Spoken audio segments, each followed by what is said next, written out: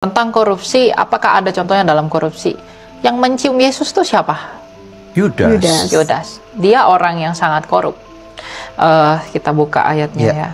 Yohanes 12 ayat 6. Ya, boleh dibaca? Ya, Yohanes 12 ayat 6. Hal itu dikatakannya bukan karena ia memperhatikan nasib orang-orang miskin, melainkan karena ia adalah seorang pencuri. Ia sering mengambil uang yang disimpan dalam kas yang dipegangnya. Bukankah ini gambaran para pejabat yang korupsi? Wow. Mereka seolah-olah peduli kepada rakyat, memberi program ini itu segala macam, padahal mereka pencuri. Apa yang membuat Yudas seperti itu? Ketamakan dan cintanya akan uang. Jadi mengapa korupsi itu ada? Karena ia menghamba pada uang. Kita nggak bisa menghamba pada uang dan menghamba pada Kristus. Lawan dari Kristus itu ya uang, mamon. Betul. Makanya dalam kitab Ibrani dikatakan janganlah kamu menjadi hamba uang. Uang itu bahaya sekali. Kalau kita dikuasai uang, bukan kita yang menguasai uang. Uang itu bisa kita gunakan untuk kerajaan Allah. Tapi jangan uang yang kemudian menghantui kita sehingga kerajaan Allah itu tidak kita cari dan hukum Allah kita telantarkan. Caranya gimana? Mungkin bisa diberikan tips praktis supaya kita tidak menghambakan diri kepada uang. Yang pertama bersyukur. Oke, setuju. Syukur dalam arti kalau mereka apapun hidupnya, dia harus bersyukur kepada Allah. Kalau income-nya kurang gimana? Ya kalau dia kalau income-nya berkurang, dia tahu apa yang dia peroleh masih kurang, dia harus bersyukur. Dengan syukur itu dia rendah hati untuk bekerja lebih keras lagi.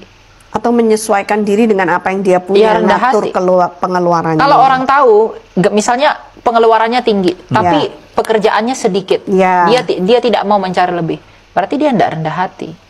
Karena kalau dia rendah hati, dia mau berupaya untuk bekerja, berusaha untuk memenuhi apa yang menjadi keperluan dirinya.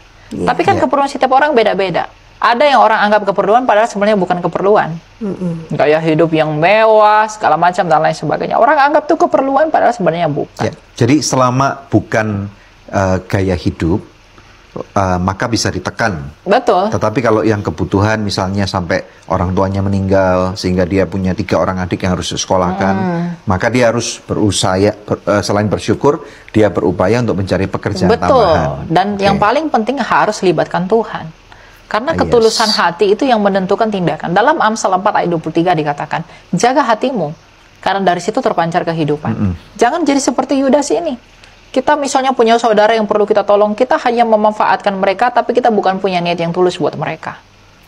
Itu nggak akan mendatangkan apa-apa, dan kita tidak akan diupahi oleh karena itu ketika Kristus datang dalam pengadilannya yang menakutkan itu. Mantap. Saya percaya teman-teman pasti diberkati oleh firman Tuhan ini. Jangan lupa bagikan video ini kepada orang-orang yang Anda sayangi, agar mereka juga dapat diberkati lewat firman Tuhan ini. Tuhan Yesus memberkati.